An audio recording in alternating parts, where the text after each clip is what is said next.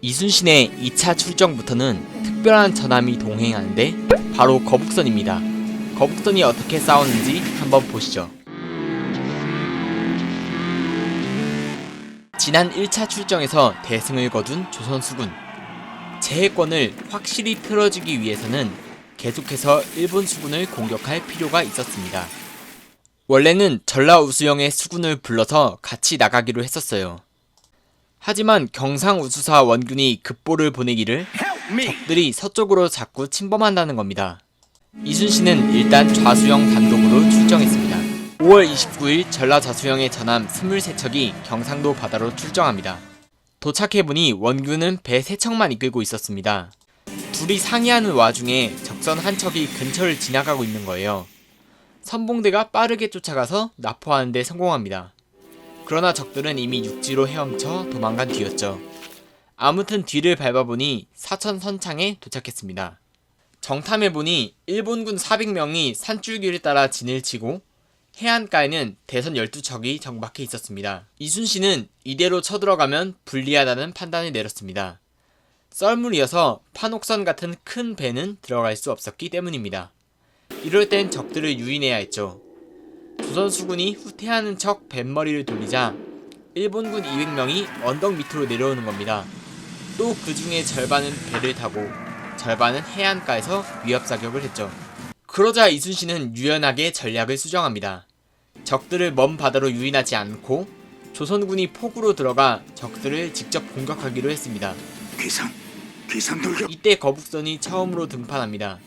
처음 운용하는 거북선의 성능을 시험해보기로 한 것이죠.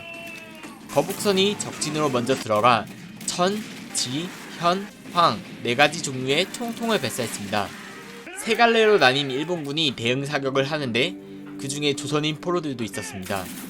이순신은 그 모습을 보고 분노해서 선봉에서 적들을 공격했습니다. 선봉은 적의 집중 공격을 받게 마련입니다. 한창 싸우던 와중에 대장선에서 약한 신음이 들렸습니다. 장수들은 놀라서 뒤를 돌아봤죠. 거기에는 어깨를 움켜쥐고 있는 이순신이 있었습니다. 장수들은 놀라 달려가 안부를 물어봤습니다. 이순신은 걱정하지 말고 싸움을 계속 이어가라고 독려하죠.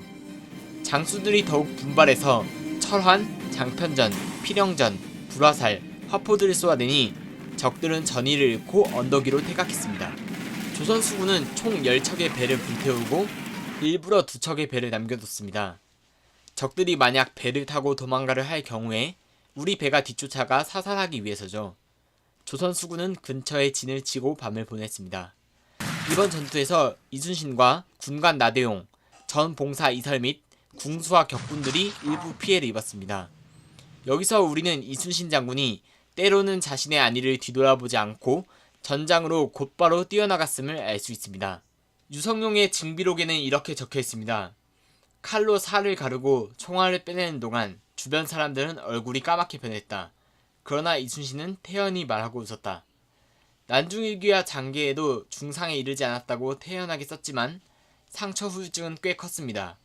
이듬해 유성룡에게 보낸 편지에서 탄환이 어깨뼈를 파고 들어갔는데 갑옷을 계속 입고 있으니 상처가 더 악화되고 고름이 흘러내리고 있다고 적은 것이죠.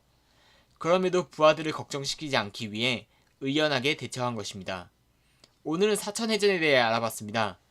크고 작은 전투들을 합치면 총 13척의 배를 파괴했고 교전한 끝에 이순신을 비롯한 아군의 피해도 발생했습니다. 물론 사살한 적의 수가 더 많았지만요. 그리고 최초로 거북선이 활약한 해전이었죠.